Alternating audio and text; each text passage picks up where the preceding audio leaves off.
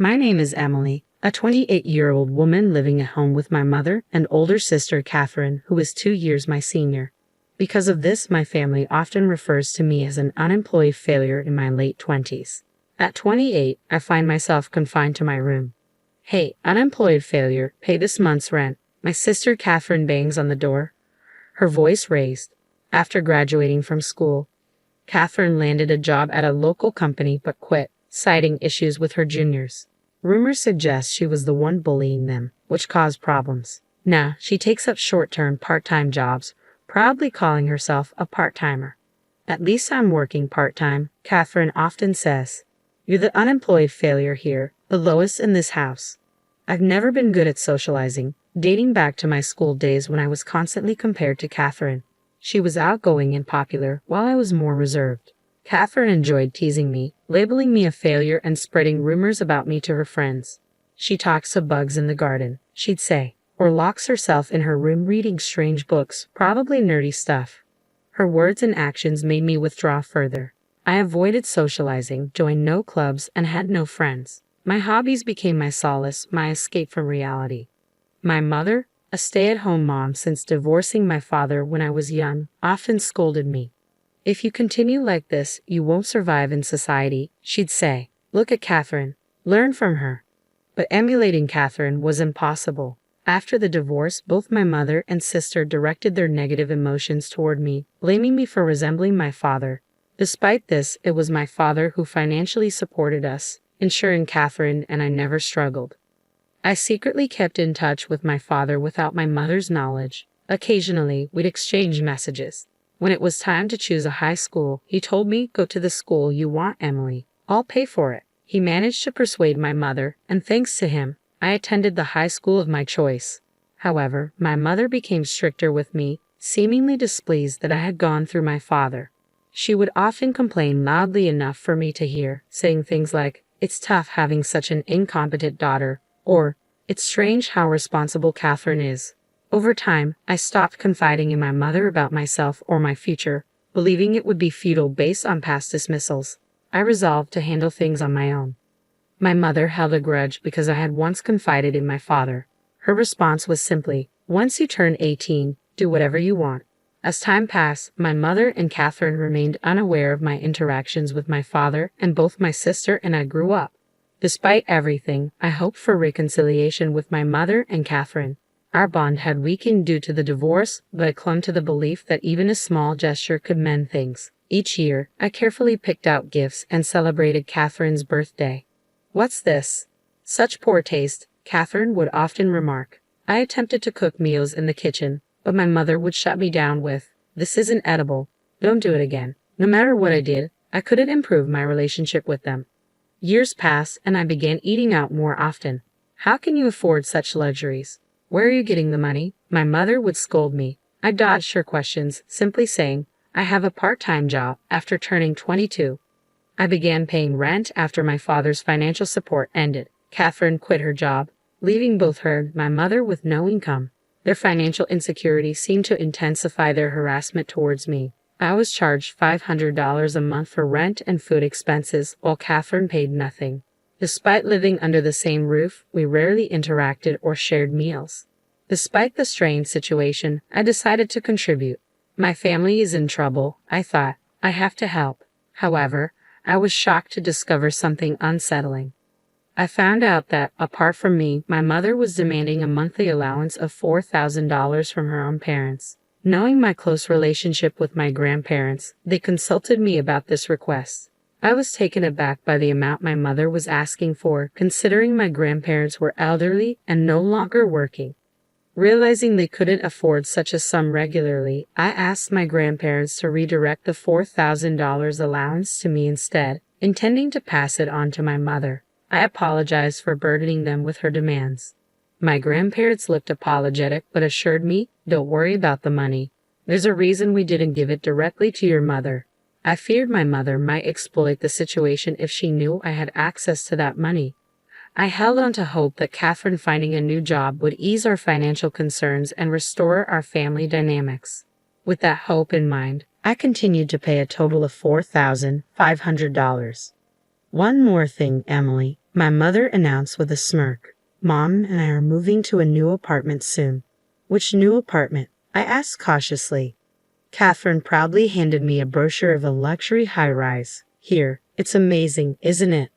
The location, amenities, and view were indeed top-notch, but I couldn't fathom who would pay for it or why they were moving there. After all, Catherine only worked part-time jobs. Lost in thought as I examined the brochure, Catherine remarked, "I might let you live there too." "You?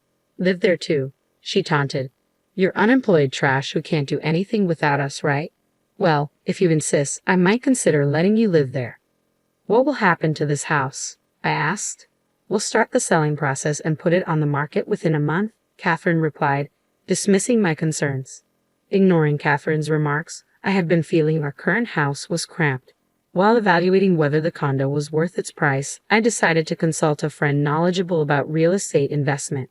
He's a friend from my student days. I explained to my mother and Catherine later. His comment was, "I think it's a decent property," and that convinced me. My mother and Catherine exchanged glances, clearly thrilled. It seemed they had always intended for me to foot the bill. "Well then, we need to start the paperwork immediately," my mother said cheerfully. "You, the shut-in, can use this as practice to get out and handle it," Catherine added with a smirk directed at me. Despite their remarks, I had already planned to go ahead with the purchase, so I didn't argue.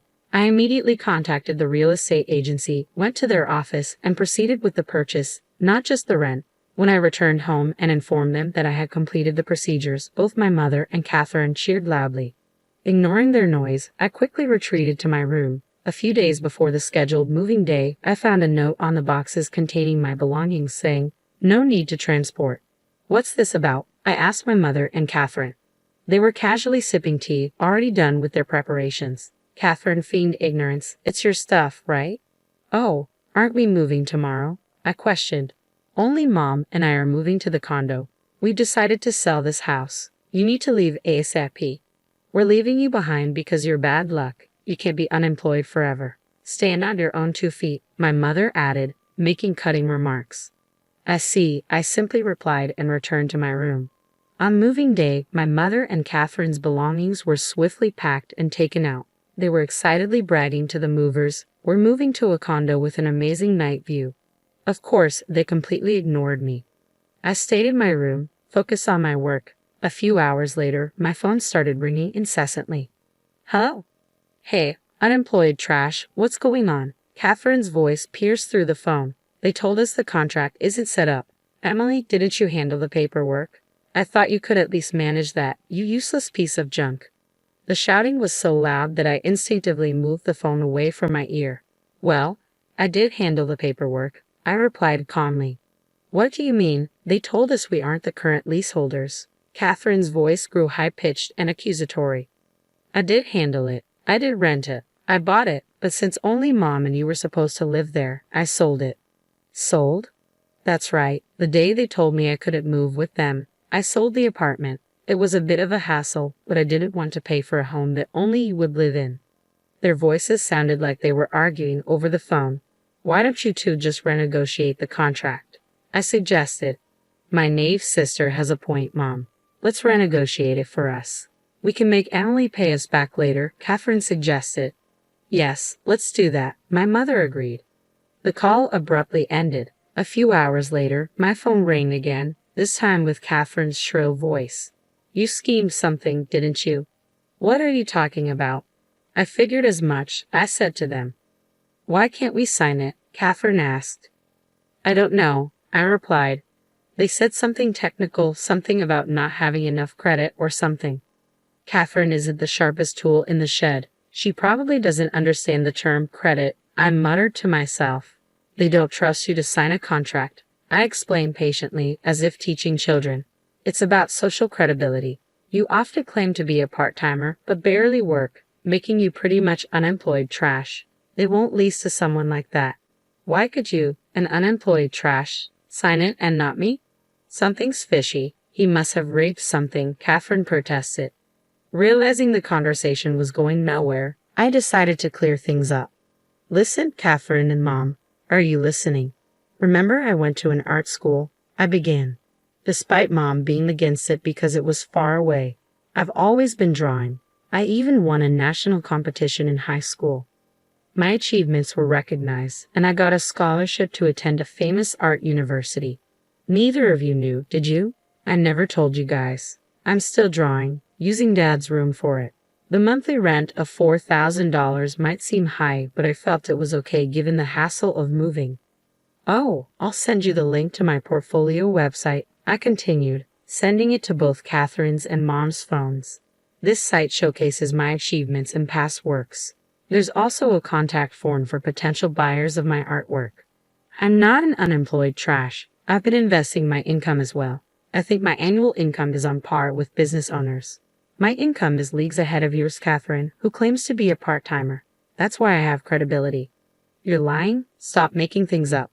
Catherine's voice was faint and incredulous.